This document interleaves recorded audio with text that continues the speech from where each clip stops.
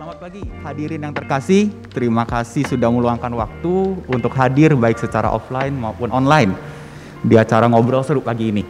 Nah, topik ngobrol seru kita pada pagi ini adalah lo yang salah, lo yang marah. Pasti kita semua sering dengar kan kata-kata itu, lo yang salah, lo yang marah. Dia yang salah, dia yang marah. Kita yang jadi korban, malah dia yang lebih galak. Sebenarnya kenapa sih orang-orang kayak gini tuh? Nah, pagi ini kita akan ngobrol sama Pak Freddy Leong. Beliau adalah orang yang sering membahas topik kita pada pagi ini. Gimana? Selamat pagi Pak Freddy, apa kabar? Sehat. Sehat, luar biasa, puji Tuhan. Nah, terima kasih Pak Freddy sudah meluangkan waktu, udah jauh-jauh nih dari Jakarta, rela-rela untuk online video call dengan kami untuk membahas topik kami pada pagi ini. Nah, sebenarnya nih, kenapa sih orang-orang yang baper ini, orang-orang yang emosional ini nih, menurut Pak Freddy? Oke, hari ini kita topiknya judulnya adalah baper ya, Joy ya? Yes, betul. Topiknya ini tuh tentang baper, tentang emosional. Nah, orang-orang yang baper dan emosional ini tuh sebenarnya kira-kira kenapa nih? Ya, saya akan jelaskan mungkin dengan memberikan presentasi slide ya. Oke. Boleh saya sebentar saya tampilkan dulu slide-nya.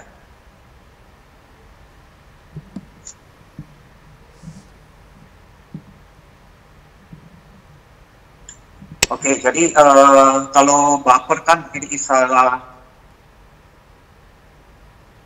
yang sering kita pakai sehari-hari ya. Bisa kelihatan PowerPoint saya? Ya, terlihat. Terlihat ya. Oke, jadi Bapak Ibu sekalian selamat pagi ya. Kita akan belajar sama-sama hari ini bagaimana sih kita supaya nggak gampang baperan. Ini terutama ketika Bapak Ibu jadi orang tua yang punya anak. Ya, entah Bapak Ibu sekalian sebagai orang yang kerja atau ada yang istrinya nggak kerja, menghadapi anak-anak kan tuh seringkali kita baperan. Menghadapi pasangan kita juga kita bisa baperan. Kita gampang marah, kita gampang stres. Nah, jadi kalau ditanya, kenapa ya ada orang yang gampang marah, gampang stres, gampang baperan ya? Nah, penyebabnya yang pertama adalah kita cenderung ketika marah-marah itu menyalahkan pihak luar. Ya, pokoknya kamu yang salah. Ya, diri saya benar. Kamu jadi istri salah. Ya, kami jadi anak salah. Jadi yang dituding salah itu adalah orang lain melulu. Ya, nah, jadi kalau kita perhatikan polanya manusia itu apa yang ada dalam pikiran kita itu keluar dalam tindakan dan perkataan kita. Ya, jadi apa yang ada dalam pikiran kita itu keluar dalam tindakan-tindakan kita dan perkataan kita. Nah, saya mau tunjukin nih ya, kalau pikiran kita salah, perilaku kita salah. Pikiran kita benar, maka tindakan dan perkataan kita juga benar. Nah, jadi kalau kita orangnya gampang marah, kita gampang emosi, ya kita gampang mengeluh, ini berarti ada cara berpikir kita yang salah. Nah, cara berpikir yang salah ini seringkali kita nggak sadari. Kita cenderung menyalahkan orang lain. Kita menyalahkan situasi. Ya, jadi apa yang kita masukkan ke dalam pikiran kita, apa yang kita masukin ke dalam pola pikir kita, itu nanti otomatis yang keluar. Nah, Joey, saya mau ajak Bapak Ibu, teman-teman, ya baik yang ada di ruangan maupun yang mungkin ikuti online, saya mau ajak eksperimen nih. Joey sendiri siap nggak ikutan eksperimen ini? Siap nggak, Joey? Siap, pasti siap. Oke, siap ya? Ya.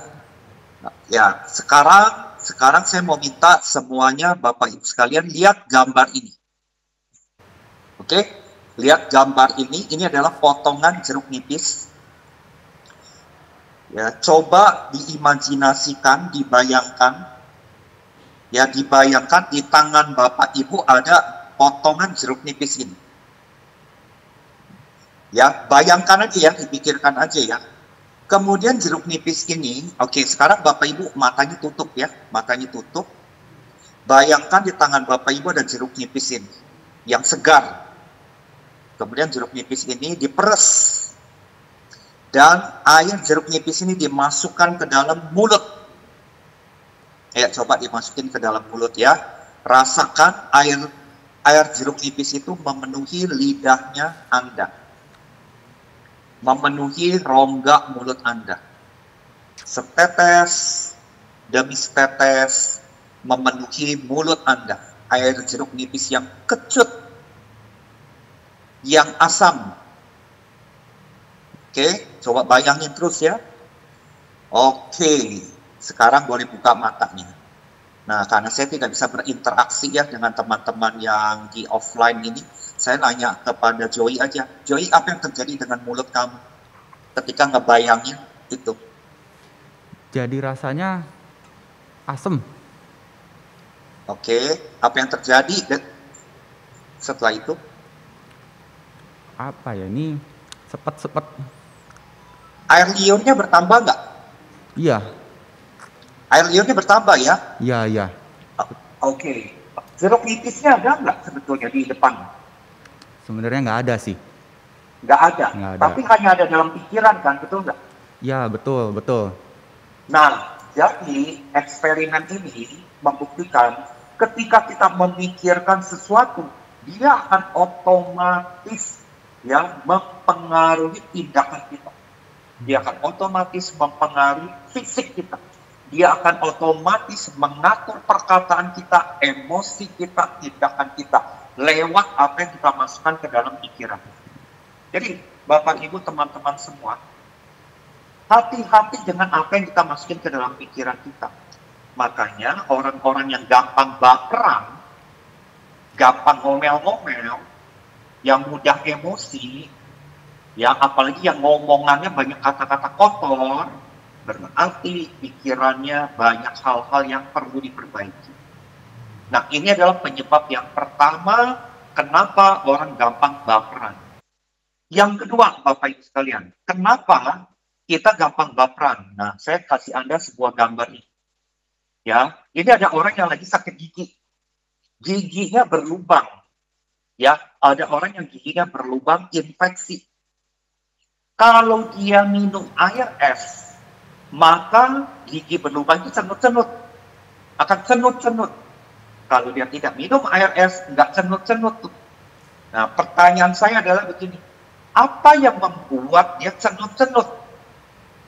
Ya, yang membuat dia cenut-cenut itu apa? Apakah air es atau gigi berlubang? Ya, nah menurut Joey apa jawaban? Kalau saya jawabnya air es, kira-kira benar nggak ya? Nah, itu dia. Banyak orang yang berpikir, ini gara-gara air es nih. Akibatnya saya cenut-cenut. Ya, nah jadi jawabannya bukan air es. Sebetulnya akar masalahnya yang bikin cenut-cenut itu adalah gigi berlubang. Air es itu hanya pemicu. Sama Bapak Ibu. Jadi kita ini seringkali marah-marah. Kita menyalahkan air esnya. Air es itu adalah bisa anak kita. Ini anak bandel banget di akhir saya nggak tahan emosi saya. Saya pengennya marah-marah dulu. Ini gara-gara orang itu nih kurang ajar. Akibatnya aku pengennya ngambek melulu. Nyalain air es mulu. Padahal yang bermasalah apa? Pola berpikirnya. Yang bermasalah gigi berlubang. Ya ini sebuah ilustrasi aja ya. Jadi gigi berlubang itu adalah kata kiasan pola pikir kita. Pola pikir kita yang salah. Lah kalau giginya nggak berlubang, mau minum air esnya satu baskom, nggak sakit sebetulnya. Jadi problemnya bukan air es. Yang perlu diperbaiki adalah apa? Gigi berlubangnya. Jadi yang membuat orang baper itu, ya orang yang bikin orang emosi, baper itu karena cara berpikir yang menyalahkan pihak luar, menyalahkan situasi, menyalahkan kondisi, menyalahkan orang tertentu. Gara-gara di macet melulu di Bandung dibikin saya jadi emosi. Lah gimana? Macet tiap hari juga. Yang bikin emosi bukan macetnya, cara berpikirnya. Nah, jadi banyak orang yang cenderung menyalahkan pihak-pihak luar, ya, yang menyebabkan dia menjadi baper, menjadi marah, menjadi ngambek. Jadi nyalahin ARS-nya. Nah, ini adalah penyebab utama kenapa banyak orang yang walaupun udah usia 30 tahun, 40 tahun, 50 tahun, masih emosional. Karena apa? Cara berpikirnya yang salah. Nah, yang kedua, ya, saya langsung cepat aja. Apa yang memicu kita gampang marah dan stres? Kita jarang mengucap syukur. Kita selalu banding-bandingkan diri kita dengan orang lain. Ya, kita lupa Tuhan udah kasih kita berkat apa, kita nggak ngucap syukur. Ya, kita udah dikasih, misalnya ya, buat Bapak Ibu yang udah menikah, Anda udah dikasih istri. Ya, istri Anda itu udah rajin, pintar masak, tetap aja nggak puas. Ya, bandingin dengan istri yang lain. Lu jangan pintar masak doang dong, pintar cari duit dong. Itu lihat tuh teman saya, perempuan tuh, jago cari duitnya. Sebulan bisa dapat 30 juta. Kamu cuma bisa masak doang. Nah, itu nggak mengucap syukur. Ketika kita nggak mengucap syukur kepada Tuhan, ketika kita cenderung melihat kekurangan-kekurangan terus, ini juga gampang membuat kita ngambek, marah, stres, tertekan. Contoh lagi ya, anak. Ya, buat Bapak Ibu yang punya anak-anak muda, ayo coba. Siapa yang sering marah-marah sama anak? Ya, melihat anaknya bandel, ya, dalam pikiran Anda. Melihat anak kurang pintar matematika, anaknya susah diatur, anaknya main game melulu, misalnya kayak begitu ya Bapak Ibu. Akibatnya Anda jadi marah-marah. Pernah nggak Anda mengucap syukur? Tuhan terima kasih loh, anakku ini sehat. Ada 2 kaki, 2 tangan, matanya sempurna. Aku mengucap syukur Tuhan. Atas kebaikanmu, aku punya anak yang sehat. Ya cuma, memang dia agak bandel, tapi aku nggak usah ngomel-ngomel. Ya, aku mengucap syukur hal ini. Aku mau tenangin diri aku dulu. Tinggal aku kasih tahu aja supaya nggak bandel. Nah, terus terang ya, coba saya kasih pertanyaan kepada Bapak Ibu. Anda lebih sering melihat negatif anak Anda, atau Anda lebih banyak lihat sisi positifnya dia? Jawab dalam hati aja. Ketika kita lebih banyak melihat kekurangan anak-anak kita atau pasangan Anda, maka yang terjadi adalah kita akan gampang mengeluh, kita akan gampang menyalahkan, kita akan gampang marah-marah, kita akan gampang emosi. Boro-boro mengucap syukur, udah lupa. Ini penyebab kedua. Penyebab yang ketiga, ya, yang memicu kita gampang stres. Kita tidak mencoba melihat sudut pandang orang lain. Kenapa ya anak saya kok jadi, kalau dikasih tahu nggak nurut. Ya, kita nggak mencoba memahami sisinya dia. Kita tidak mencoba melihat dari sisinya dia. Ya, mungkin aja si anak itu punya kekecewaan terhadap kita jadi orang tua. Bisa aja anak itu ya merasa janji-janji kita jadi orang tua nggak ditepatin. Akhirnya dia nggak peduli sama kita. Nah, 3 penyebab itu yang gampang memicu orang jadi marah dan stres. Terutama konteksnya sebagai orang tua ya, orang tua dengan anak. Oke, mungkin pertanyaan itu saya jawab itu dulu ya kali ini Joey ya. Ya, betul. Itu menarik sekali ya. Ini jadi saya juga kepikiran tuh kalau kayak gitu tuh. Kan kadang kan kalau misalnya orang tua atau gimana nih, anaknya males, anaknya nilainya jelek, wah ini mah gara-gara ada iPad nih, ini gara-gara ada mainan, ada HP baru, ada gadget baru nih. Jadinya nggak mensyukuri padahal punya gadgetnya, nggak mensyukuri keadaan yang sekarang ini oke banget ya. Nah, kalau karena marah-marah gini, kira-kira dampaknya apa nih, Pak Freddy? Dampak ke anak-anaknya, dampak ke orang-orang di sekitar kita nih. Kira-kira nih bakal jadi gimana nih? Ya, dampak negatifnya ya. Nah, dampak negatifnya, terutama buat diri sendiri nih. Kalau kita pemarah melulu, bertahun-tahun jadi orang pemarah. Gampang emosional. Ada orang yang marah itu, ada 2 macam ya orang yang marah itu. Ada yang marahnya dikeluarin, ada orang yang marahnya nyimpen. Mau nyimpen atau mau dikeluarin, nah itu tetap membawa dampak yang buruk kepada fisik. Ya, Bapak Ibu, teman-teman semua, jangka panjang itu akan gampang sekali kena penyakit jantung. Memicu penyakit asmanya kumat yang punya asma. Gampang migrain, kena emah, darah tinggi, stroke, bahkan buntut-buntutnya kanker. Nah, terutama kanker ini adalah orang yang marahnya puluhan tahun, kepahitan, benci seseorang, nggak bisa ampuni. Ya, sehingga kita nimbun racun di dalam tubuh kita. Dan racun ini cenderung kita akan lempar ke orang yang di keluarga kita. Racun itu kita lempar dalam bentuk marah kepada anak, kepada suami, kepada istri. Karena nggak diberesin kemarahannya dia. Dan bahkan bisa penuaan dini. Ya, dampak amarah pada orang lain apa? Sakit hati, kepahitan. Orang nggak suka dengan kita dan menjauh kita. Bahkan saudara punya anak, bahkan nggak mau dekat-dekat sama saudara. Ya, hadiratnya saudara itu menakutkan. Jadi ketika Anda pulang dari tempat kerja, anak-anak itu kalau bisa nggak mau ketemu bapak, nggak mau ketemu ibunya. Habis kalau ketemu bapak, ketemu ibu, ngambekan melulu. Marah-marah melulu. Nah, Joey, saya mau sampaikan titip pesan begini.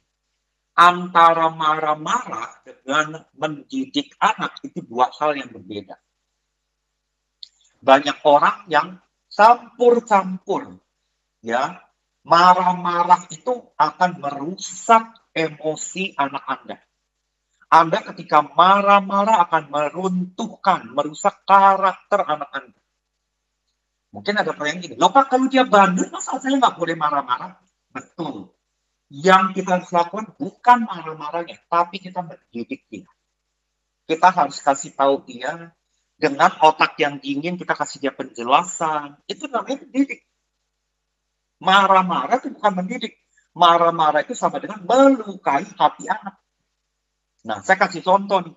Anda punya paku yang besar. Paku besar ini Anda pantek di sebuah papan kayu. Anda pantek nih, dek, dek, dek. Ada pantek yang dalam itu paku. Kemudian Anda bilang, aduh salah pantek. Lalu Anda cabut itu paku. Saya mau tanya, setelah Anda cabut itu paku, yang tersisa apa? Lubang. Sama Bapak Ibu. Kalau Anda marah-marah, apalagi pakai maki-maki, apalagi pakai kata-kata yang tidak baik, Anda itu seperti lagi tembak paku ke sebuah papan dan tersisa ketika paku itu Anda bilang, aduh maaf ya Bapak lagi emosi. Bapak Ibu, maaf itu aja nggak cukup. Yang tersisa di hati anak Anda, yang tersisa di hati pasangan Anda mungkin adalah luka. Ya, luka. Saya udah banyak lihat puluhan orang mengalami seperti itu ketika bapaknya berkata-kata yang buruk ketika dia masih kecil. Lukanya sampai puluhan tahun sampai dia tua. Ya, ada orang tua yang bilang sama anaknya, kamu tuh bodoh sekali. Diajarin nggak ngerti-ngerti, kamu tuh bodohnya luar biasa. Nempel Bapak Ibu. Dia sakit hati banget. Dibilang bodoh oleh papanya. Dan sakit hati itu berkembang sampai dia tua. Kalau nggak diberesin, dia punya anak Bapak Ibu. Dia juga akan lakukan hal yang sama. Kalau kita lempar racun ke anak kita, racun itu diterima anak kita, nanti dia menikah suatu saat, racun itu dia akan lempar ke anak yang lain. Kepahitan dan sakit hati yang nggak disembuhkan akan menurunkan kepada generasi-generasi yang selanjutnya. Banyak orang yang nggak sadari hal ini, makanya anak-anak generasi muda itu hari ini, itu kenapa gampang baper, gampang emosi, segala macam. Ya karena orang tuanya melempar racun kepada anak. Ya, jadi saya simpulkan marah-marah dengan mendidik anak itu dua hal yang berbeda. Marah-marah menimbulkan perilaku dosa.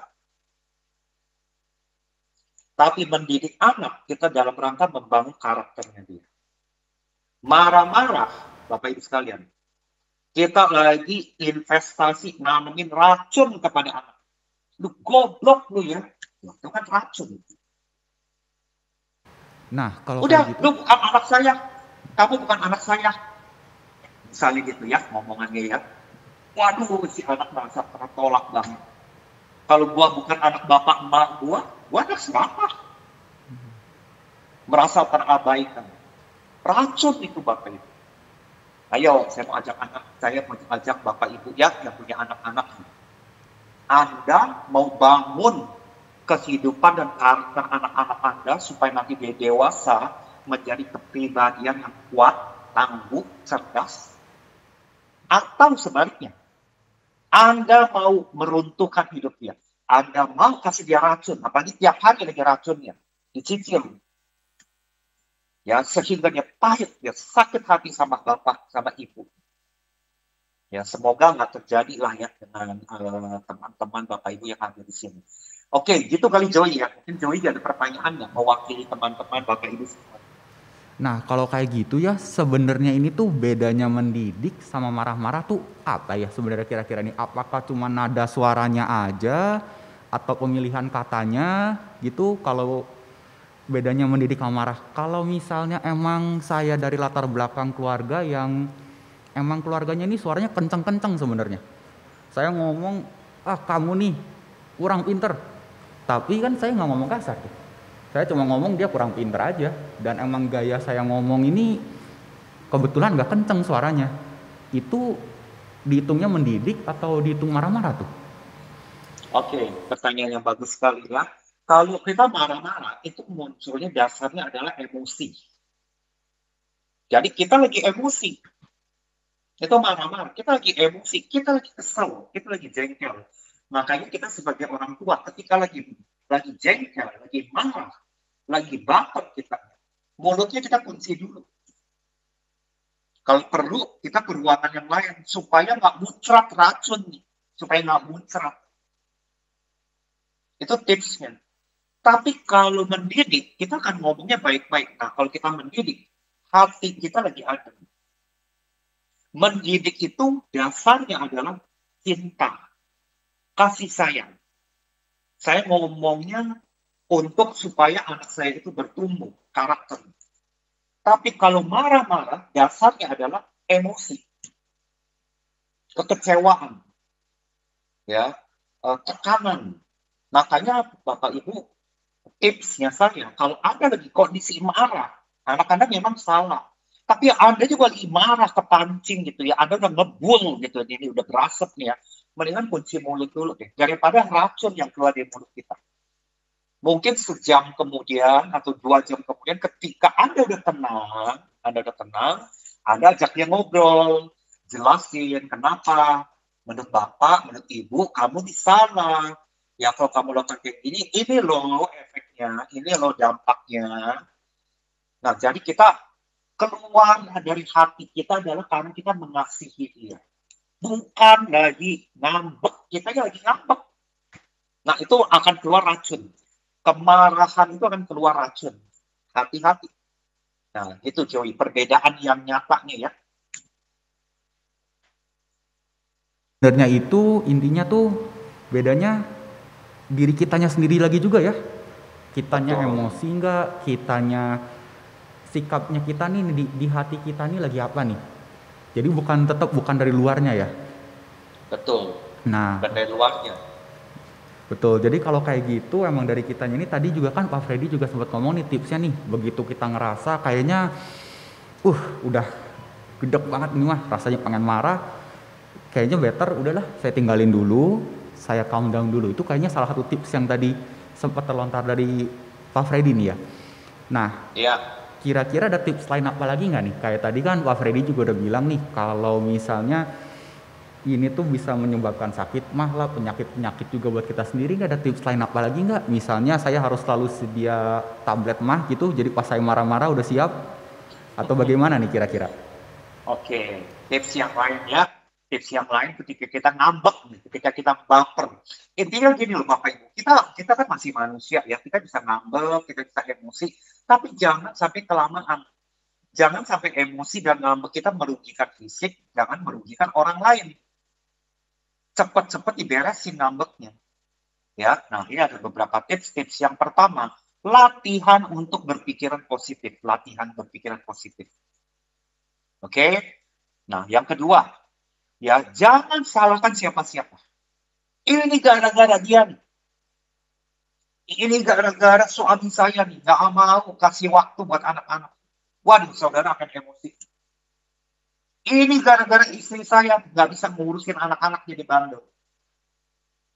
Ketika kita mulai menyalahkan ini, menyalahkan itu, kita akan kepancing emosi.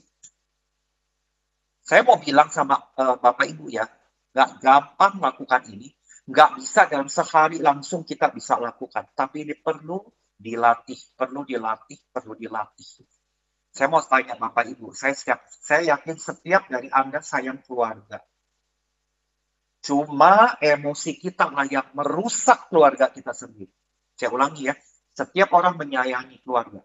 Tetapi emosi kita akan merusak kalau kita tidak kontrol emosi. Emosi itu kayak serigala buas, Bapak Ibu. Dia akan mencaplok ya karakter-karakter keluarga kita.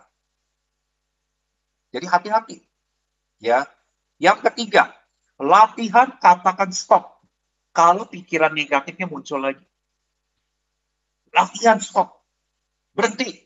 Katakan kepada diri sendiri. Aku sayang sama pasangan. Aku sayang kepada anak-anak. Aku sayang pada keluarga. Aku gak mau merusak mereka. Ini kalau gue udah ngambek nih, racun nih yang keluar. Kalau racun udah keluar nih, anak-anak, istri atau suami bakalan luka. Walaupun saya udah minta maaf, pakunya udah keburu dipantek.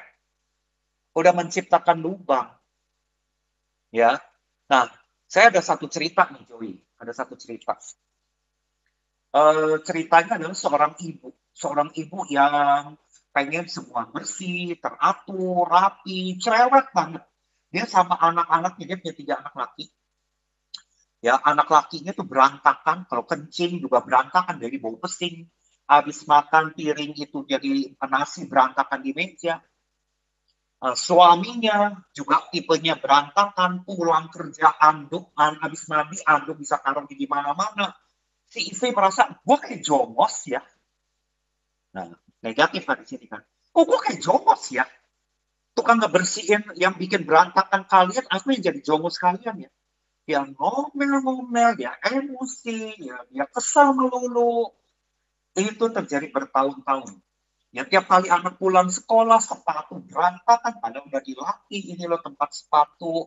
Habis baju itu, baju sekolah taruhnya tempat ini. Tapi karena anaknya laki-laki berantakan, itu tidak bisa rapi.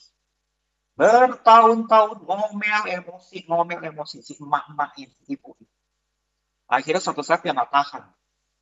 Dia cerita kepada temannya. Lalu temannya bilang, lu daripada depresi ya nanti ya, mendingan gue ajak lu ke psikolog mau nggak? Ini gue punya teman psikolog. Dia ajaklah ke psikolog. Dia cerita setengah jam tentang suami dan anak-anaknya berantakan, menyalahkan mereka semua. Kemudian setelah setengah jam psikolog bilang begini, oke, ibu tenang bu, tenang ya, ibu tenang. Oke, ya sekarang ibu tutup mata ya. Saya mau ajak ibu tutup mata, ibu berpikir, oke. Nah, ketika dia tenang, psikolognya bilang begini, sekarang ibu bayangkan rumah ibu itu bersih, toiletnya juga bersih, nggak bau pesing. Meja makanan bersih, rapi, nggak ada berantakan, nggak ada nasi yang jatuh, nggak ada minyak-minyak, nggak ada. Lalu anduk-anduk tersusun, terlipat rapi di tempatnya seperti yang ibu minta. Sepatu anak-anak ibu yang 3 anak itu semua rapi dan berjejer. Oke. Nah, kemudian ruangan, semua ruang keluarga, ruang dapur, kamar tidur, semua rapi, beres, dan bersih. Sekarang ibu, coba ketika ibu mengalami kayak gitu, apa yang ibu rasakan? Coba, ya apa yang ibu rasakan? Sambil mata dia tertutup, wajah dia tersenyum. Saya puas. Itu yang saya mau. Oke. Psikolognya nyambung lagi. Oke, ibu. Saya lanjut ya, bu ya. Bu, ketika semua serba rapi, semua serba teratur, sayangnya ya bu, 3 anak-anak ibu dan suami ibu tidak ada lagi di samping ibu. Mereka itu sudah dipanggil Tuhan. Makanya rumah ibu itu udah nggak ada yang ngegerecokin. Toiletnya ibu nggak ada bau pesing lagi. Karena udah nggak ada yang pipis di toilet itu. Nggak ada lagi anduk yang berantakan. Karena suami ibu udah dipanggil Tuhan. Keluarga ibu, 3 anak dan suami ibu, udah nggak bikin berantakan. Ibu mendapatkan kebersihan dan kerapihan. Tapi ibu tidak ada lagi orang-orang terkasih yang menggerecokin ibu. Apa yang ibu rasakan? Dan kemudian air matanya meleleh Bapak Ibu. Dia sedih sekali. Dan dia cepat-cepat buka matanya. Lalu dia bilang, saya paham sekarang, saya paham.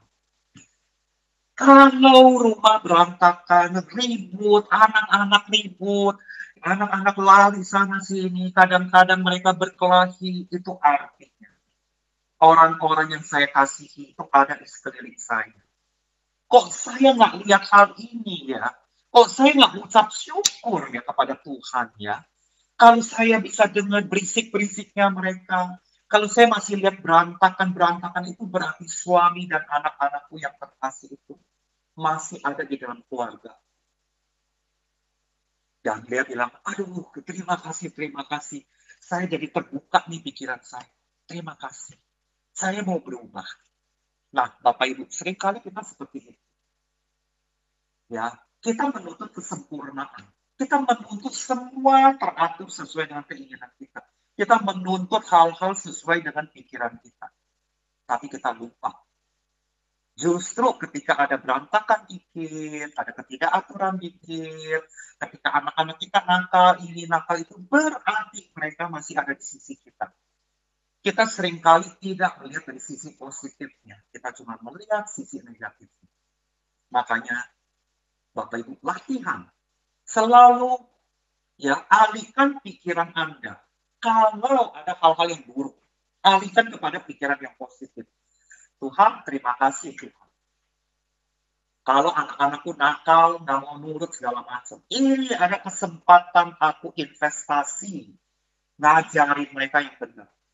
Tuhan terima kasih. Anak-anakku sehat. Memang bandel, tapi aku puji Tuhan, anak-anakku sehat. Aku nggak mau lihat bandelnya. Bandelnya aku akan kasih tahu. Akan aku ajarin. Tapi aku di sini mesti beres dulu ya Tuhan. Aku nggak mau marah di sini dan emosi. Bapak Ibu, ketika Anda punya cara berpikir kayak gitu, Anda akan emosinya akan turun banyak. Ya. Nah, selalu mengucap syukur. Terima kasih Tuhan. Aku punya pasangan, aku punya istri yang baik, walaupun dia banyak kekurangan. Tapi aku mau lihat sisi positifnya. Ya, kita mengucap syukur, melihat hal-hal yang baik. Oke. Joey, kalau saya mau putar video, kira-kira bisa nggak ya? Bisa. Coba kita play aja videonya. Oke. Nah, saya mau ajak Bapak Ibu melihat sebuah video. Ya, video ini membuka mata kita. Ya, video ini akan membuka mata kita. Apa sih yang dibutuhkan oleh anak-anak kita? Marah-marahnya kita. Ya, kemudian caci makinya kita jadi orang tua atau apa? Apa yang dibutuhkan oleh anak-anak kita sebetulnya? Yuk kita lihat sama-sama ya video ini.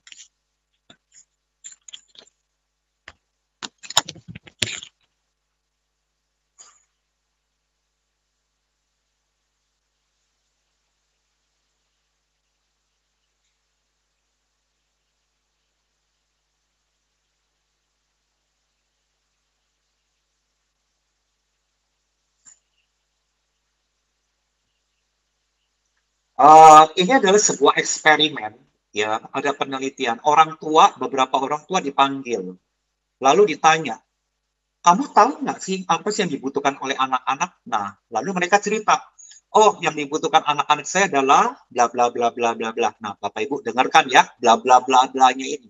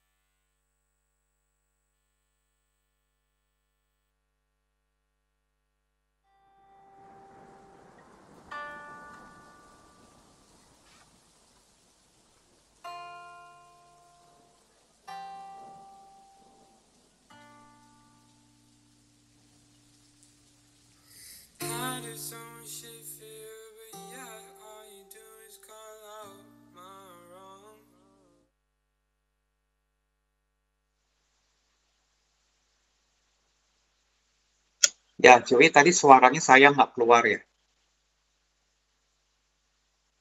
Ada subtitlenya, Oke. kita bisa lihat. Ya, jadi Bapak Ibu, teman-teman semua, anak Anda tidak butuh marah-marahnya Anda. Anak Anda butuh kasih sayang. Marah-marah dengan mendidik anak itu dua hal yang berbeda. Anak-anak Anda butuh keberadaan Anda, waktunya Anda, ya, komunikasi dengan Anda. Ya, itu adalah yang mereka butuhkan. Ya, jadi saya tutup saya punya penjelasan ini sekali lagi. Marah-marah dan mendidik anak itu dua hal yang berbeda. Jadi kita sebagai orang tua belajar, latihan, kelola amarah kita. Oke, saya kembalikan kepada Joey lagi. Silakan. Oke, jadi dari video yang tadi itu intinya kan anak-anak tuh kira-kira sebenarnya cuma butuh ditemenin, butuh Ya, ditunjukkan. mic-nya belum nyala ya, Joey. Oh, sorry. Ini Oke, sorry. Jadi kalau dari video yang tadi itu tuh kelihatannya anak-anak tuh sebenarnya cuma butuh ditemenin ya, cuma butuh diperhatiin gitu, ditunjukin kalau sebenarnya tuh orang tua mereka peduli kayak gitu ya. Nah, Betul. kalau misalnya dari sisi ekonominya terbatas gimana nih? Kalau misalnya saya sebenarnya pengen nih ngajakin anak-anak jalan, saya pengen ini mah ngajak liburan gitu kemana? Ya 2 hari lah keluar kota gitu, tapi ya kebetulan kurang nih, saya nggak ada modalnya gitu buat jalan-jalan. Saya harus cari uang. Iya. Saya harus cari uang, saya banting tulang, ya saya jadi nggak ada waktu nih buat anak-anak saya. Udah gitu udah capek, bawaannya jadi pengen marah-marah terus nih. Ini ngabisin waktu ini bersama ini tuh jadi susah ya kelihatannya kalau kayak gitu. Gimana tuh Pak Freddy? Ya, jangan lupa kita kan kerja juga ada waktu istirahat ya. Ya mungkin Bapak Ibu 7 hari kerja, 6 hari, 7 hari dalam 1 minggu, 6 hari kerja, 1 hari istirahat. Nah, 1 hari itu Bapak Ibu bisa gunakan waktu untuk anak-anak. Ya, sekarang kan banyak sekali pilihan ya untuk kita pergi keluar dari rumah beserta anak-anak yang murah di Bandung itu kan juga banyak. Misalnya ke mall nggak usah apa namanya kita belanja. Ya, saya ingat sekali Bapak Ibu sekali waktu dulu saya ke mall ketika anak-anak masih kecil. Kita bawa makanan dari rumah, bukanya di food court, nggak belanja, yang sama-sama anak-anak aja, yang penting bersama. Yang kedua, sisihkan waktu minimal setengah jam sampai 1 jam tiap hari, malam hari misalnya ya, ngobrol dengan anak. Jadi jangan kalau ketemu anak bawaannya apa? Mengkritik, ngomel-ngomel, menghakimi.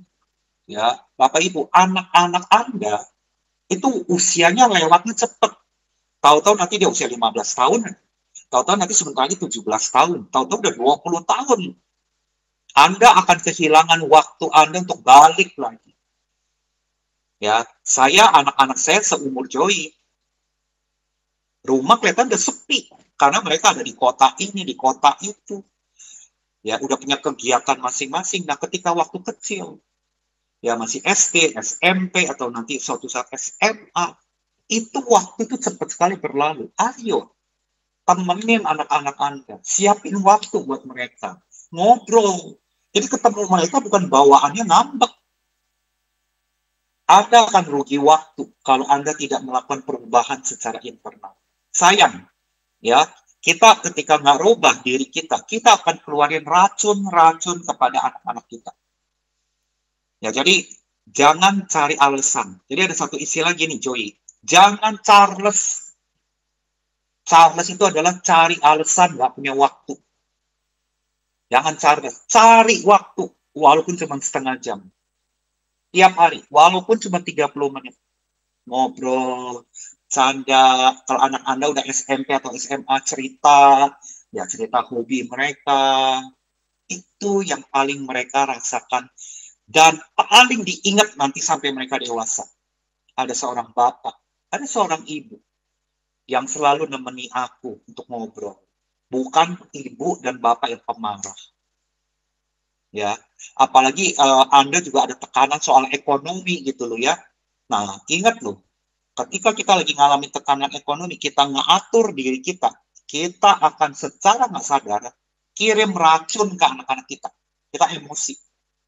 Karena kita lagi stres. Makanya Joey ya, menurut saya punya pengalaman, ketika kita lagi ngalamin tekanan, ketika dalam keluarga, ya paling mujarab obatnya adalah apa? Cari Tuhan. Berdoa. Ya, Anda, tergantung agama Anda. Cari Tuhan. Ya, minta kekuatan dari Tuhan. Itu yang akan bikin kita bisa kendalikan emosi. Ya, gitu Joey jawaban saya. Wah, terima kasih banyak nih, dapat banyak sekali nih hari ini ya.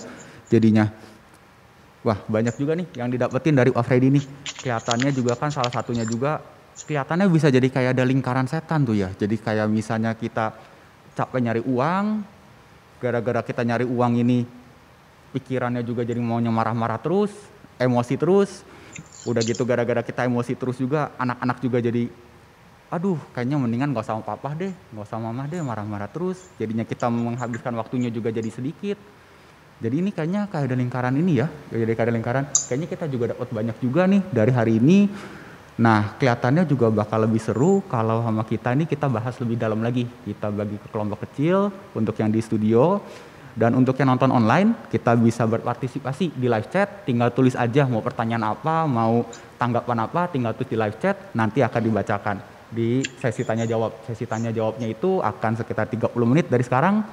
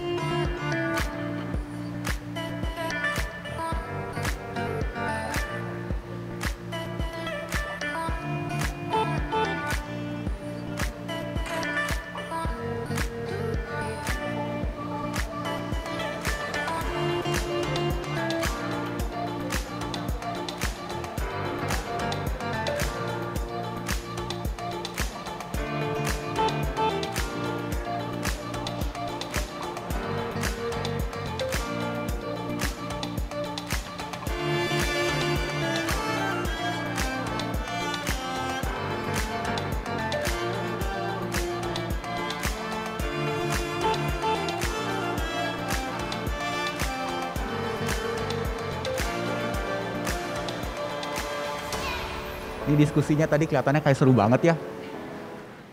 Bagus lah, tapi kita harus akhiri diskusinya dulu karena mengingat ada waktu. Dan kita akan mau mulai masuk ke sesi tanya jawab. Kalau misalnya ada yang mau bertanya, gak usah sungkan, gak usah malu-malu. Gak ada yang jawab, gak ada pertanyaan salah, gak ada pertanyaan yang memalukan. Kita di sini sama-sama kita mau belajar. Ya, mumpung sekalian juga ada Pak Freddy-nya juga, kita bisa langsung tanya ke Pak Freddy. Oke.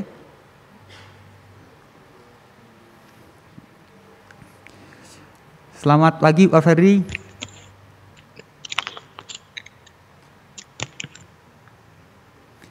Selamat pagi Pak Freddy.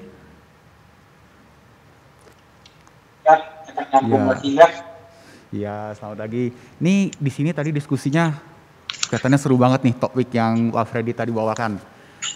Nah, dari hasil diskusi tadi kelompok kecil ini, kira-kira ada yang mau mulai bertanya? Ada yang mau mulai pertanyaan?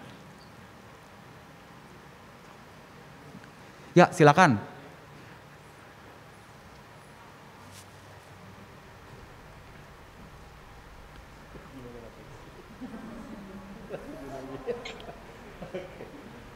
Oke, selamat siang Pak Freddy. Selamat siang. Iya, saya Heri, Pak Freddy mau ya komentar dan bertanya juga ya. Terima kasih nih sudah luangkan waktu.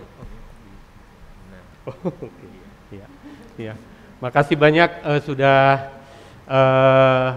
menyampaikan tadi ya kepada kami tentang bagaimana mengendalikan emosi, apa penyebabnya, lalu apa yang harus dilakukan ya untuk kita kendalikan emosi dan bagaimana dengan realitas di keluarga masing-masing. Nah, begini Pak Freddy, ya apa yang disampaikan itu sangat bagus sekali, bermanfaat. Namun kami kembali kepada situasi kondisi real di keluarga masing-masing, Pak Freddy. Ya, jadi beberapa keluarga kan pasti berbeda ya situasinya, kondisinya, termasuk keluarga di saya juga. Ya. Di kami itu masing-masing anggota keluarga itu punya kepribadian yang berbeda-beda, Pak Freddy. Ada yang kolerik, flegmatik, sanguinis, ya. Saya sendiri termasuk kolerik dan sanguinis. Ya. Bahasa kasih saya itu kata-kata yang membangun. Nah, jadi kalau pada saat di rumah ya atau di kerjaan begitu ya, saya kerja 8 jam, Pak Freddy. Pagi udah harus berangkat, pulang kadang-kadang udah malam. Kadang-kadang di kerjaan pun mengalami banyak tekanan, Pak Freddy, apalagi situasi COVID, di mana kadang-kadang target di kerjaan ancur-ancuran gitu ya. Kami harus survive dengan bisnis dan kantor, kemudian nyampe rumah udah capek, udah stres dengan customer, dengan konsumen, banyak problem, nyampe rumah kemudian ada aja problem gitu ya. Nah, mau nggak mau emosi muncul, Pak Freddy ya. Kadang-kadang anak belum apa-apa udah ngeganggu gitu ya, baru nyampe udah capek masih mikirin kerjaan, anak sudah pengen main bareng, padahal kondisi udah capek, perjalanan dari kantor sampai rumah aja udah 1 jam, belum lagi macet, kadang-kadang hampir 2 jam. Nah, menghadapi situasi seperti ini, saya pikir kadang-kadang sulit sekali gitu Pak Freddy untuk menerapkan, misalnya kita harus tenang, kita harus ngandalin Tuhan, kemudian semuanya itu sebenarnya dari dalam, emosi meledak itu dari dalam, dari luar itu pemicu. Nah, yang menjadi kendala kami, saya jujur kadang-kadang nggak bisa menghadapi kendala dari luar ya, seperti misal ketika ketemu dengan anak dan istri, justru ini malah memicu emosi gitu ya. Nah, menurut Pak Freddy bagaimana nih Pak Freddy dengan kondisi seperti ini? Makasih Pak Freddy. Freddy, kira-kira ini dari Kang Heri pertanyaan yang sangat menarik, sangat bagus dan sangat praktis banget. Kelihatannya bisa dibilang kita semua, terutama bapak-bapak ini yang bekerja, mengalami nih. Jadi kelihatannya cukup sulit nih untuk menerapkan yang tadi barusan disampaikan oleh Pak Freddy. Kira-kira dari Pak Freddy gimana nih? Oke, ya jawaban saya begini. Kalau ini gampang ya, kita nggak ada pertemuan kayak begini ya. Kalau kita itu gampang lakukan, nggak ada kelas-kelas parenting, nggak ada. Susahnya apa? Susahnya adalah bagaimana kita melawan diri kita sendiri. Ya, pertanyaan tadi sangat bagus. Hampir semua pria yang bekerja, ya, yang masih produktif, mengalami hal itu. Ya, saya boleh bilang hampir semua. Bahkan para pengusaha itu kadang-kadang satu hari kerja itu bisa 12 jam. Yang punya bisnis ya. Jadi semua kita alami.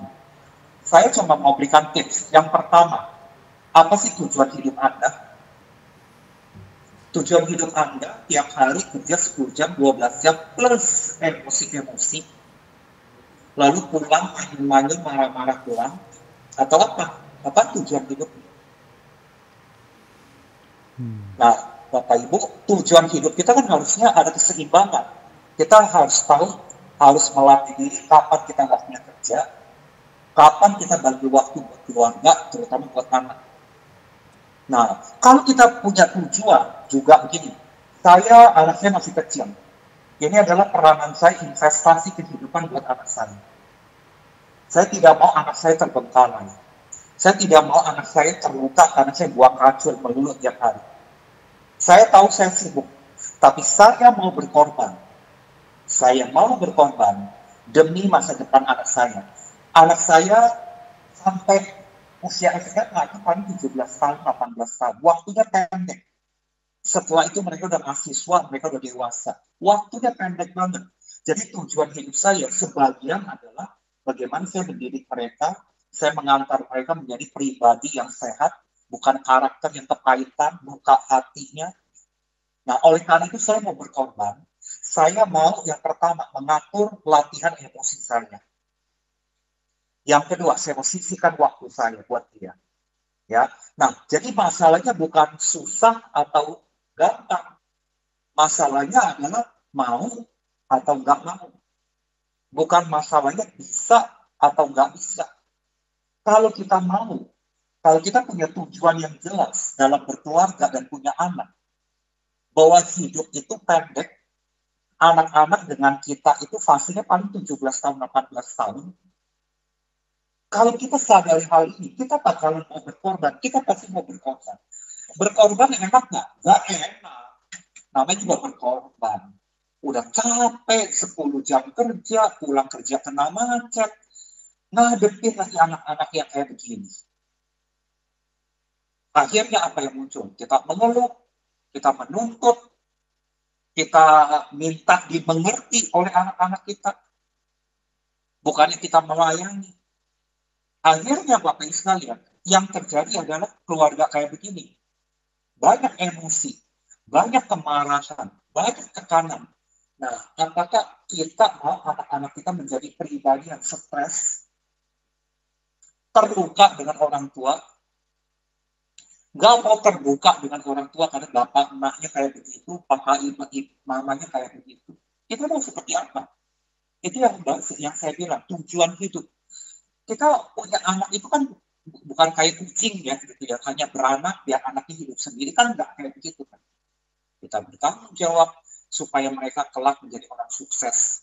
Nah, 17 tahun pertama itu sangat pegang peranan papa dan mama, investasi kehidupan kepada si anak. Bukan investasi kemarahan. Nah, hambatannya apa? Rintangannya ada. Tantangannya apa? Justru pada waktu 17 tahun pertama anak-anak kita, papa maupun mama, itu adalah usia-usia produktif, cari uang.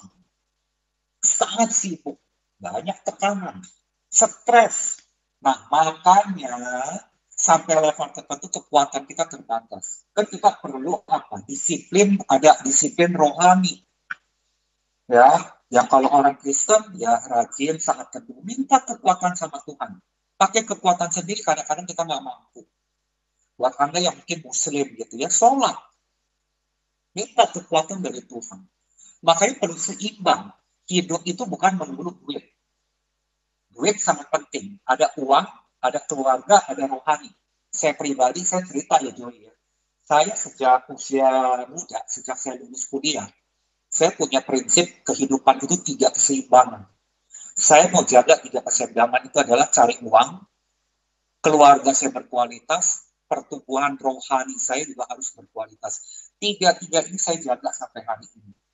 Nah, sulitnya, sangat sulit, terutama ketika anak-anak masih di SD, SMP, SMA. Karena itu banyak hal yang memicu emosi. Banyak hal, Bapak Ibu. Ya belum kita lagi bangun karir. Tapi kalau kita punya visi yang jelas, ayo kita lihat jangka panjang. Kalau 17 tahun kehidupan mereka saya tidak berkorban, saya hanya penuhi dengan kesal, marah, jengkel. Saya lagi merusak anak-anak saya.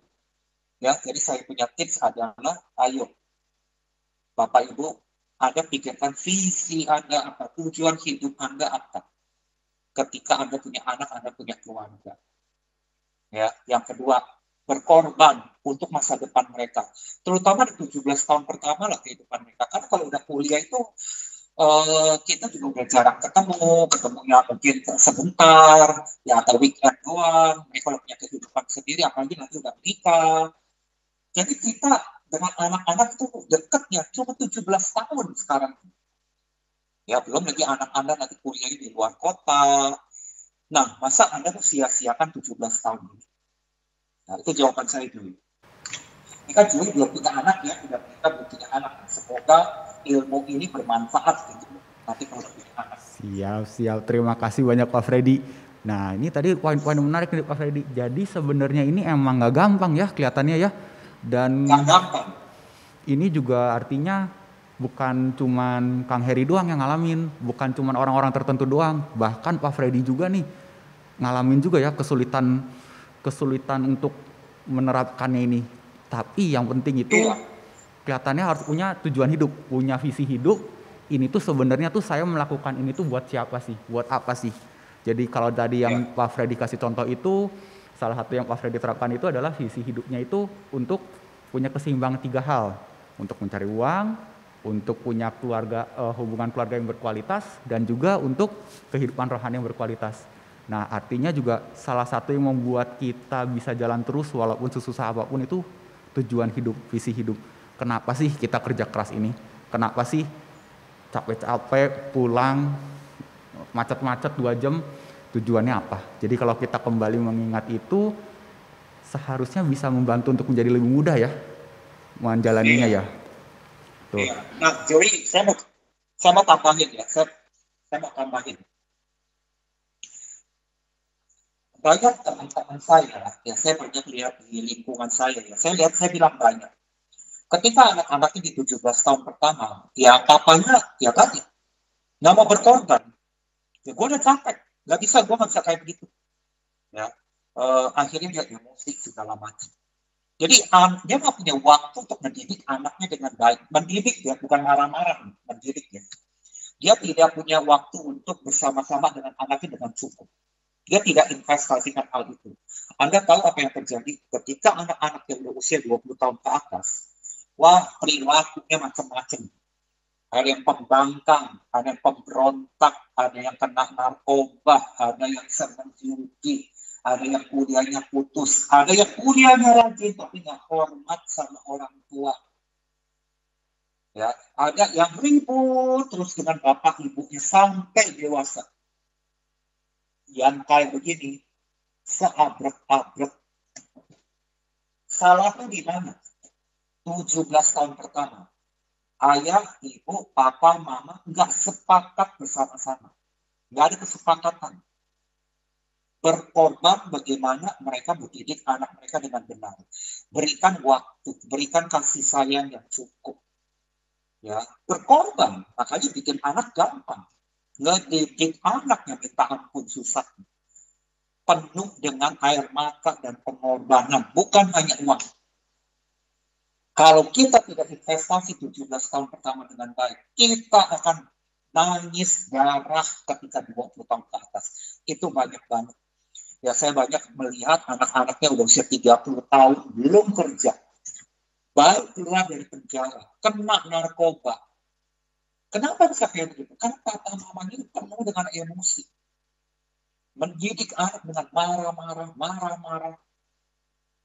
Saya punya nih teman, anaknya sekarang 30 tahun, minta sama saya cariin kerjaan. Belum dapat kerjaan. Nah, saya yakin semua keluarga tidak mau seperti itu. Apa yang Anda tanam 17 tahun pertama kepada anak-anak Anda akan tua ketika nanti 20 tahun ke atas. Ya udah 25 tahun, 27 tahun, Anda baru menuai hasilnya. Tapi ketika Anda didiknya baik gitu ya, 17 tahun pertama, mau berkorban lah. Kita jadi orang tua mau berkorban. Anda akan menuai hasil yang baik juga. Anak-anak Anda akan hormat sama Anda. Anak-anak Anda akan berterima kasih kepada Anda. Dan mereka menjadi pribadi yang sukses. Jadi saya percaya, 17 tahun pertama ketika anak-anak Anda ada, Anda mau menabur dengan benar, mau berkorban, pengorbanan Bapak Ibu tidak akan sia-sia.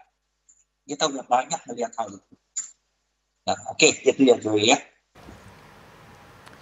Oke, jadi kelihatannya nih 17 tahun pertama anak-anak ini penting sekali ya, dan dampaknya ini nih besar, parah, dan cukup mengerikan nih kalau bisa dibilang tuh ya. Nah, ini menyambung nih dari statement tadi dari Pak Freddy, kebetulan ada warga online yang nonton ini, ada yang menanyakan juga, pertanyaannya kebetulan ini agak-agak nyerempet nih sama yang tadi Pak Freddy ngomong. Kalau misalnya saya sudah terlanjur emosi, udah terlanjur bahkan sampai mukul anak saya, ini saya harus ngapain? Ini ngebenerinnya tuh gimana? Baik. Ya, Bapak Ibu, kita bisa bikin salah ya, kita bisa bikin salah. Nah, tindakan kita apa? Yang pertama kita sadari bahwa kita salah, kita mau cabut paku itu. Minta maaf. Minta maaf tuh cabut paku. Tapi lubangnya masih ada. Menyisakan lubang. Nah, kita harus datengin anak kita. Ya, Anda spesifik ngomong sama anak Anda. Nak, Bapak pernah pukulin kamu. Papa pernah pukulin kamu. Papa salah. Papa akui Papa salah. Papa tidak menghormati kamu. Papa emosi. Sekarang Papa minta maaf. Nah, kamu mau nggak maafkan Papa? Jadi kita mesti dengar loh. Sampai keluar dari mulutnya. Ya, saya mau maafin Papa. Dalam kejadian ya, prakteknya. Itu hasilnya 50-50. 50% si anak akan bilang, iya Pak, saya mau maafin Papa. Kalau dia luka di dalam, itu pasti dia nangis. Pasti akan nangis. Kalau luka di dalam sekali, kecewa, marah bahkan dengan papanya, atau mamanya, bukan papa. Nah, ketika dia nangis dan dia bilang, iya Pak, aku maafin Papa. Anda peluk.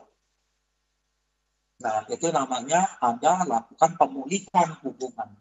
Tapi spesifik ya kejadiannya. Tanya, dia mau maafin nggak?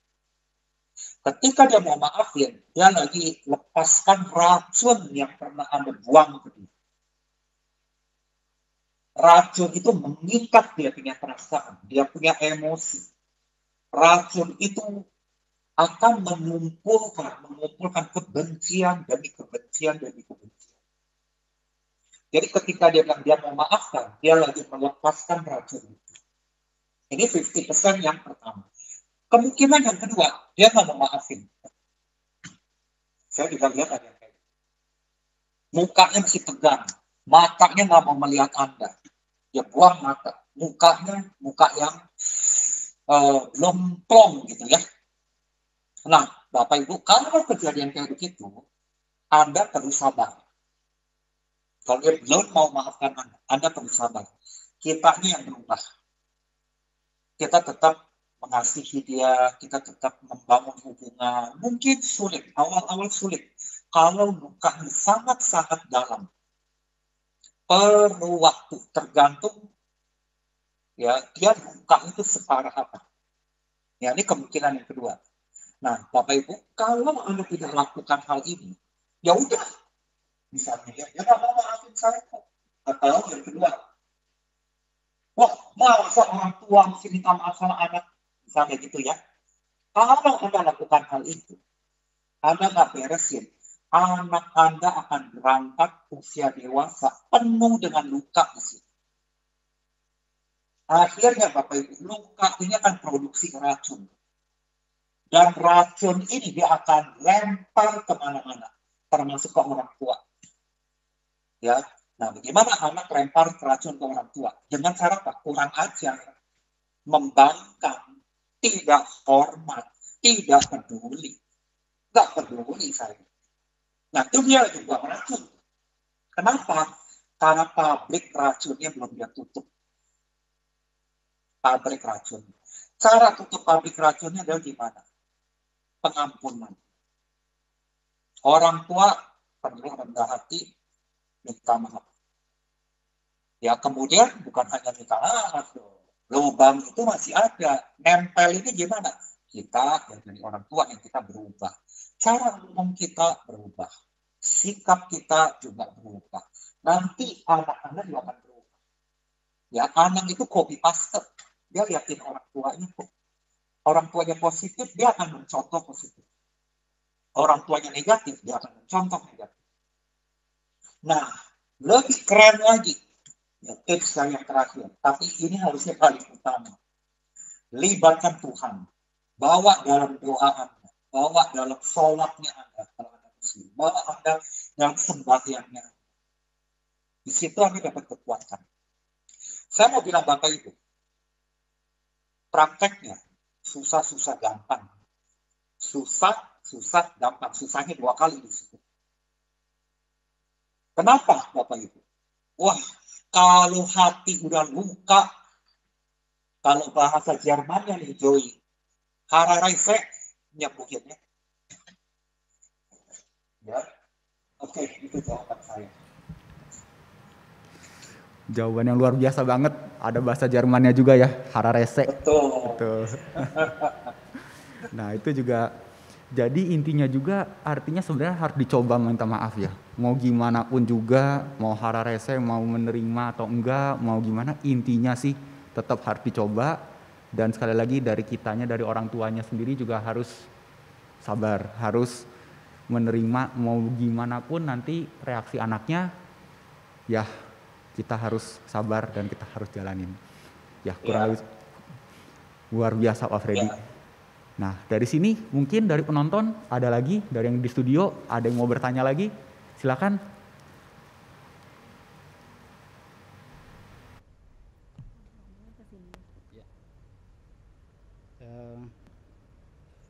Terima kasih beri kesempatan pada kami.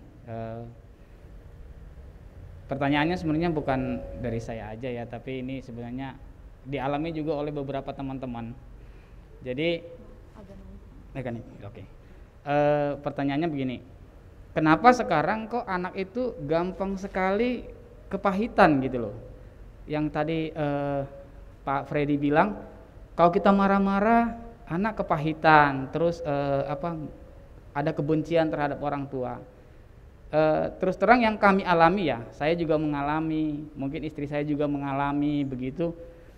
Sewaktu kita masih anak-anak, itu orang tua itu marahnya wah luar biasa. Main tangan, pakai kayu mukul, ya ngomongnya juga kadang-kadang kasar. Dan terus terang saya mengatakan bahwa saya nggak pernah mengalami kepahitan tuh, gitu loh. Apa bedanya gitu loh didikan sekarang? Terus seperti Pak Freddy tadi bilang, anak itu adalah copy paste dari orang tuanya ya. Jadi apa yang kita alami, kita coba terapkan juga sama anak-anak kita. Ini yang kadang-kadang menjadi sulit bagi orang tua yang seperti saya ya, istilahnya baru berkembang, baru memulai mendidik anak. Pengajaran yang saya dapatkan seperti itu dan saya terapkan kepada anak saya, ternyata pelajarannya itu beda gitu loh dengan apa yang saya alami gitu. Mungkin teman-teman yang lain juga ada yang mengalami seperti itu. Saya yakin sekali karena apalagi saya hidup di kampung ya, lebih kasar kalau orang tua marah. Ya, itu aja mungkin. Yang jadi pertanyaan itu kok bisa gitu loh. Anak-anak sekarang lebih gampang kepahitan daripada dulu zaman-zaman saya masih kecil gitu. Itu aja Pak. Terima kasih Pak. Pertanyaannya sangat menarik banget dari penonton dari studio. Jadi anak-anak sekarang tuh kok lebih baper gitu ya? Kok lebih gampang mendem gitu? Padahal kayaknya orang tuanya dulu dididik sama orang tuanya lagi juga keras, bisa dibilang bahkan lebih keras lagi. Tapi sebagai orang tua kelihatannya fine-fine aja, jalan sebagai orang tua. Dan kita menerapkan apa yang kita diajarkan, kita menerapkan apa yang kita alamin sewaktu kita anak kecil, dan kita terapkan itu ke anak kita, tapi kok responnya beda ya? Saya nih fine-fine aja, tapi kok anak saya nih kelihatannya kepahitan. Gimana tuh Pak Freddy? Oke, jawaban saya gampang, sederhana. Jawaban saya begini. Ya, saya ingat sekali ya ketika berapa tahun yang lalu, 30 tahun yang lalu katakanlah ya. Kita kalau mau kirim pesan itu pakai surat. Kirim pakai pos. Nyampe ke orang lain itu 7 hari atau 10 hari baru nyampe. Saya mau tanya Joey ini ya. Zaman sekarang, kalau saya mau nyampein pesan ke Joey yang di Bandung, saya di Jakarta, saya masih pakai surat, saya kirim pos, kemudian seminggu lagi baru nyampe. Jadul nggak cara saya berkomunikasi dengan Joey? Jadul banget itu. Jadul pisan, gitu kan ya. Nah, sama generasinya udah berbeda, eranya udah berbeda. Anak-anak saudara ketika lahir aja, yang pertama dilihat apa? Handphone. Bapaknya lagi ngerekam, anaknya ngebrojol, ya bayi itu yang ngelihat bukan wajah papa mamanya, yang lihat HP. Anak-anak sekarang kan udah zamannya teknologi. Teknologi itu banyak sekali informasi yang mereka dapat. Zamannya kita dulu boro-boro, ya televisi aja mungkin cuma TVRI kok. Jadi zaman itu sangat berubah. Cara kita ngajar, cara kita mendidik anak, nggak bisa lagi meniru cara papa mama kita. Udah nggak bisa. Yang kita tiru apa? Nilai-nilainya kita tiru, value-value-nya kita tiru, ajaran baiknya kita tiru. Tapi cara komunikasi, cara pendekatan, cara menghukum anak-anak, ya, cara kita mendidik anak-anak harus disesuaikan dengan zaman sekarang. Saya kasih contoh. Ya, misalnya gini nih, bapak ibunya bilang, gak boleh lihat handphone, gak boleh pegang HP. Padahal PR dari sekolah pakai HP, pakai gadget, pakai laptop. Gimana dong? Nah, padahal diajarin juga, waduh, kalau anak-anak pegang gadget itu terlalu bahaya, banyak hal-hal informasi yang buruk. Betul. Nah, cara ngajarin kan jadi berbeda sekarang. Dia harus pegang HP, dia harus pegang laptop, dia harus connect ke internet. Tetapi sekaligus yang lain, di sisi yang lain, dia akan terima informasi yang buruk, dia akan lihat konten pornografis dan sebagainya. Nah, ngedidiknya harus berbeda nggak? Karena eranya berbeda, harus berbeda.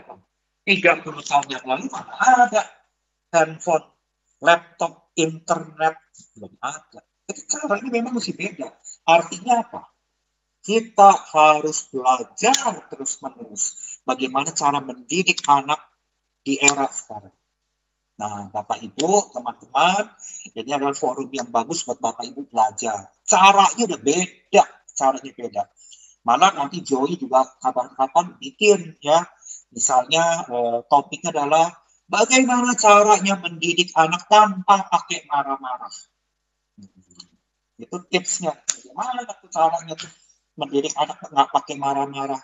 Ngomong mah gampang, betul nggak? Ya saya juga ngalamin, saya punya 3 anak Bapak Ibu. 3 cowok, 2 dan ketiga kembar.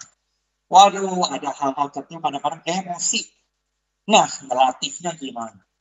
Nah, Bapak Ibu perlu belajar kan hal itu. Lalu, Bapak Ibu perlu belajar apa lagi? Gimana cara menjinakkan handphone, gadget, laptop supaya nggak kebablasan pornografi. Sekarang ini ya, saya mau kasih tahu ya Bapak Ibu, semakin banyak anak muda menjadi lesbian dan homo gay. Gara-gara apa? Nonton konten pornografi gay atau lesbian yang dikirim temennya. Itu lagi banyak. Ngeri Bapak Ibu. Kalau Bapak Ibu nggak belajar, Anda nggak tahu apa yang terjadi. Anak-anak sekarang kan lihai, menyembunyikan hal-hal kayak gitu kan hebat. Orang tua pada nggak tahu. Nah, artinya apa sih? Kita jangan sampai kayak katak dalam tempurung, nggak tahu apa-apa perkembangan di luar. Dunia udah sangat berbeda.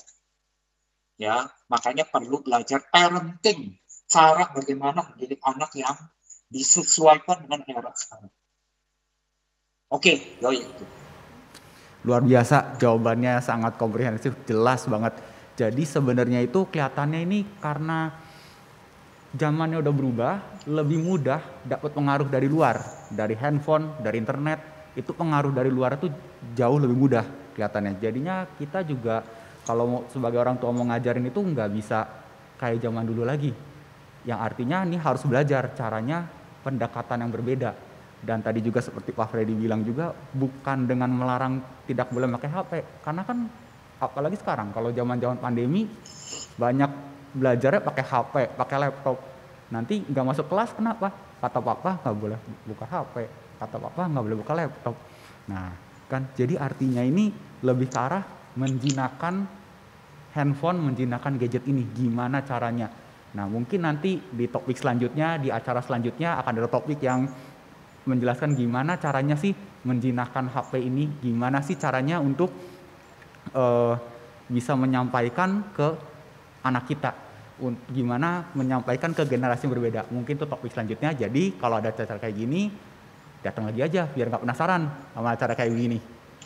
Nah, ini juga ada yang saya penasaran nih Pak Freddy nih. Kebetulan ya kali-kali saya sendiri yang nanya ya. Tadi dari audiens ada, dari online ada. Nih saya juga penasaran kalau kepribadiannya sendiri gimana nih. Tadi juga sempat nih Akang menyebutkan. Kan orang-orang punya kepribadian yang beda-beda nih. Nah, ada yang mungkin tipenya pemalu, ada yang tipenya vokal banget, langsung ngomong, langsung bisa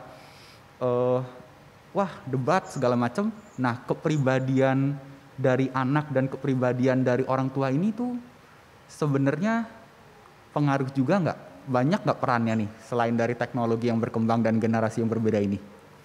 Pengaruh, pengaruh sekali. Kalau orang tuanya kolerik ya, kayak contoh tadi, kolerik gabung dengan sanguin, wah itu orangnya meledak-ledak, dinamis.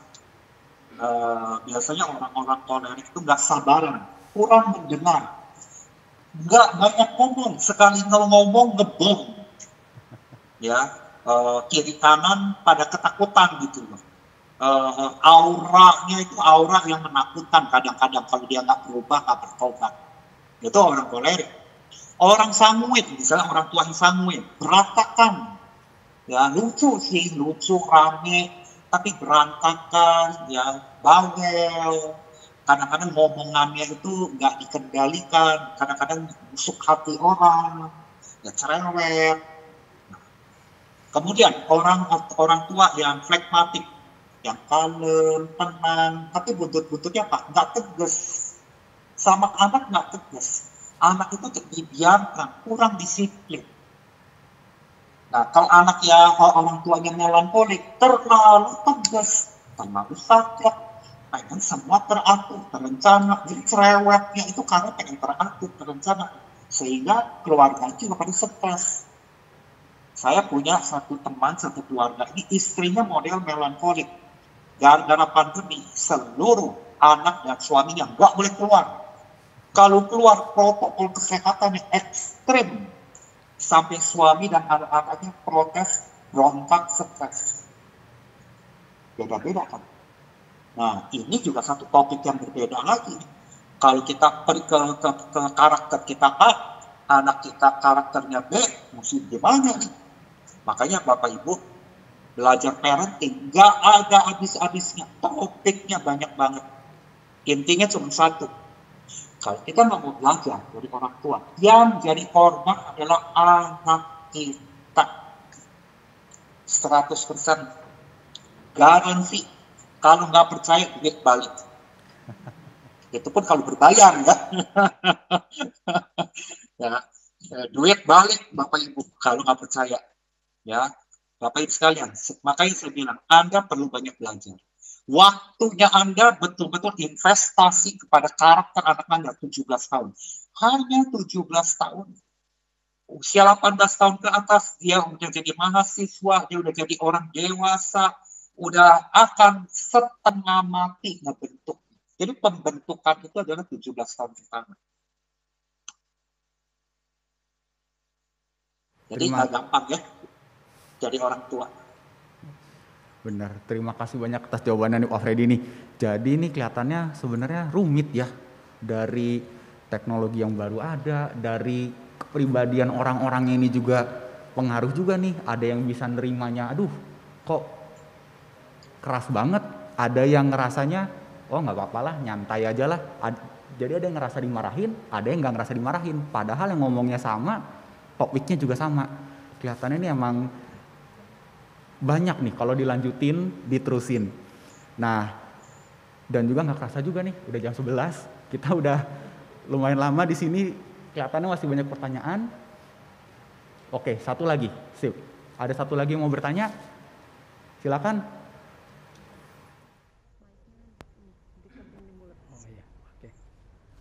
Oke, terima kasih waktunya. Kalau dari saya sih, ya, kalau saya latar belakangnya orangnya dididik dengan agak keras ya.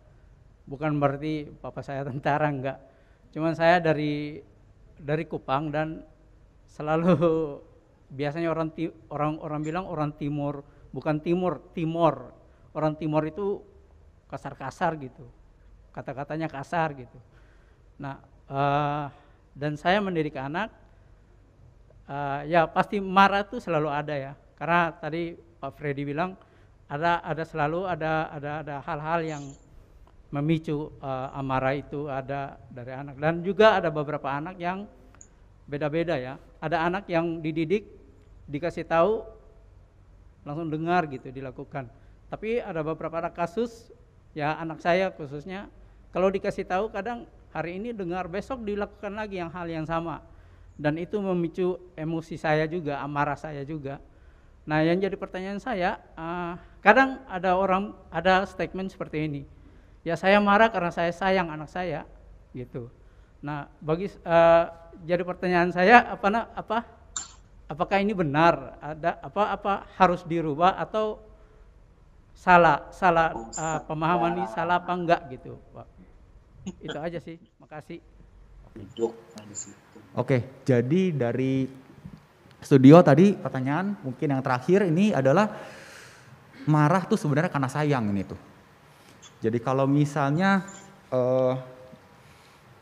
itu tuh karena backgroundnya juga mungkin yang keluarganya juga ini modelnya keras, jadi itu caranya menunjukkan kasih sayang tuh. Jadi dia cara menunjukkan kasih sayang ke anaknya itu juga ya dengan marah, karena saya peduli sama kamu. Itu kira-kira tanggapannya bagaimana tuh Pak Freddy? Oke, itu kan pikiran orang tua. Ya, kalau saya nggak kerasin, saya nggak marahin dia, nanti dia hidupnya akan kacau. Itu kan orang tua punya pemikiran. Jadi ketika saya keras, saya pakai pukul, saya pakai marahan, anak nangkepnya apa coba? Apakah si anak bisa menangkap bahwa itu adalah karena orang tuanya lagi memberikan kasih sayang? Apakah anaknya bisa nangkep seperti itu? Nah, belum tentu. Kebanyakan enggak. Yang anak nangkep adalah papa jahat, mama jahat. Nah, jadi pernyataan saya berulang-ulang, saya bilang, Bapak Ibu, tugas Anda sebagai orang tua bukan marah-marah, tapi tugas kita adalah mendidik mereka dengan benar, mendidik karakternya, mendidik perilakunya tidak baik, mendidik cara dia berpikir, cara hidupnya, tetapi nggak usah pakai cara marah-marah. Nangkep ya? Mungkin saudara bilang, bapak saya dulu pemarah loh. Wah, saya dipukulin habis-habis. Tapi saya jadi orang tuh udah gede, sukses malah. Betul, tapi saya perlu cek. Itu kan baru lihat dari satu sisi. Saya perlu cek kalau ada orang yang ngomong kayak gitu. Anda terluka nggak hati Anda? Anda menjadi orang yang sangat keras nggak? Anda nyimpen racun nggak dari orang tua Anda dengan perlakuan orang tua Anda seperti itu? Dan kebanyakan jawabannya adalah iya. Saya udah konseling ratusan orang. Sakit hati sampai tua karena perlakuan papanya. Karena perlakuan mamanya. Papa mamanya bermaksud baik. Supaya anaknya jadi orang. Tapi caranya yang salah. Sehingga anak terluka. Ada yang disimpan seumur hidup, ada yang dikeluarin. Nah, ketika dia simpan racun dong. Dia punya anak nanti, secara dia nggak sadari, dia juga lempar racun ke anaknya. Ya, jadi kalau Anda semakin mengerti aspek ini, Anda semakin ngeri ngelihatnya. Bahwa perkataan orang tua itu mempengaruhi kualitas hidup anak. Jadi hati-hati nih dengan mulut. Ya, hati-hati dengan emosi. Anda mau tanam apa ke hati Anda? Mau nanam racun atau menanam madu? Kan ada racun, ada madu ya. Ya, nah ada loh anak ya, ada orang yang anak kecil ya. Saya cerita nih Joy, mungkin ini waktunya agak molor dikit, nggak apa-apa ya. Saya cerita dikit begini. Saya ketemu dia usianya udah 43 tahun. Dia adalah seorang GM, General Manager sebuah perusahaan. Kalau lihat dari permukaan ini orang oke-oke aja, baik-baik aja, nggak ada masalah. Tetapi dia datang ke saya, dia bilang, Pak, saya ini orangnya khawatiran. Saya ini kalau ide saya dalam ruang rapat itu ditolak oleh atasan, saya itu udah di dalam itu udah rasanya aduh berantem. Saya udah jadi gugup. Saya akhirnya diam. Nah, menurut atasan dia, ini orang sangat pintar. Cuma kalau dikritik, dikasih masukan, jadi diam. Nah, ketika dia ketemu dengan saya, Pak, saya diam itu kan saya ketakutan, dia bilang. Dan saya nggak bisa tidur. Saya jadi minder. Nah, kenapa dia bisa kayak begitu? Waktu kecil, ternyata usia 8 tahun. Suatu saat dia pulang bawa rapot, nilainya A, juara 1. Dia tunjukin rapotnya kepada papanya, Pak, aku dapat rapot juara. Papanya cuma perilakunya begini, cuma dipegang rapotnya, dilihat sebentar, lalu papanya begini, dia lempar tuh rapot ke meja. Cuma ngomong, melengos saja ke kamar. Bapak Ibu, perilaku seperti itu kerekam di anak yang usia 8 tahun. Di sini sakitnya luar biasa. Dia merasa nggak berharga buat papanya. Dia udah sekolah dengan baik, papanya tidak menghargai dia. Dia merasa papanya cuekin dia. Dan itu semua dia simpan dalam hati. Dia nggak ngomong. Itu nggak pukul. Cuman doang Bapak Ibu. Tapi dia simpan sampai dia dewasa. Dia merasa dirinya nggak berharga. Akhirnya dia tumbuh menjadi pribadi yang minder. Ketika dia punya anak, ketika dia udah menikah dan dia punya anak, minder itu racun. Bapak Ibu, dia tekan anaknya dalam mendidik, gak boleh jadi orang minder. Karena dia gak mau anaknya seperti dia. Bagus nggak motifnya? Bagus. Tapi caranya salah.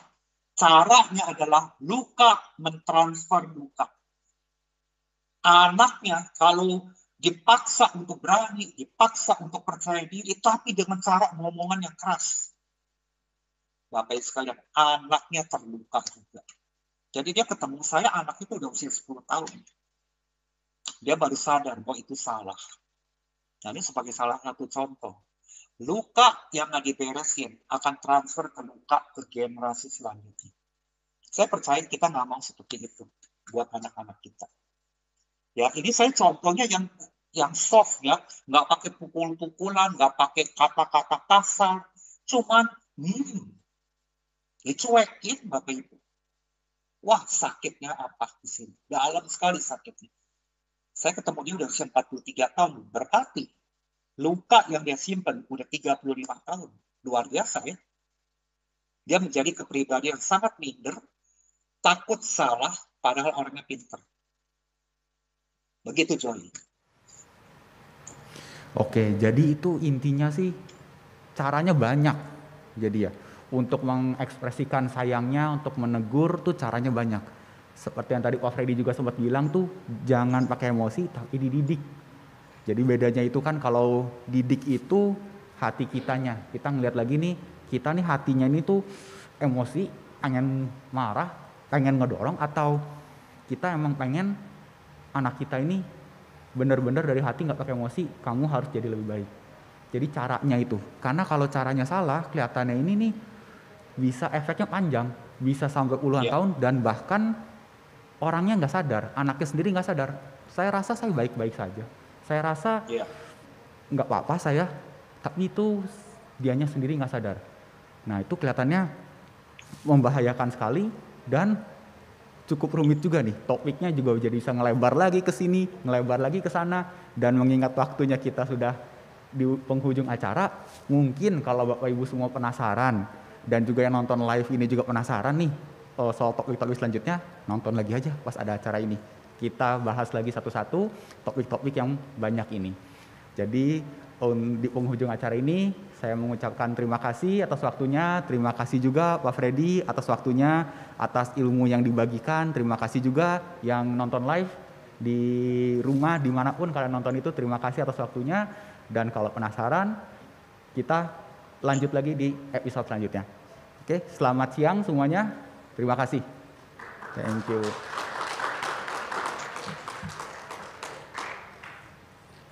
Oke.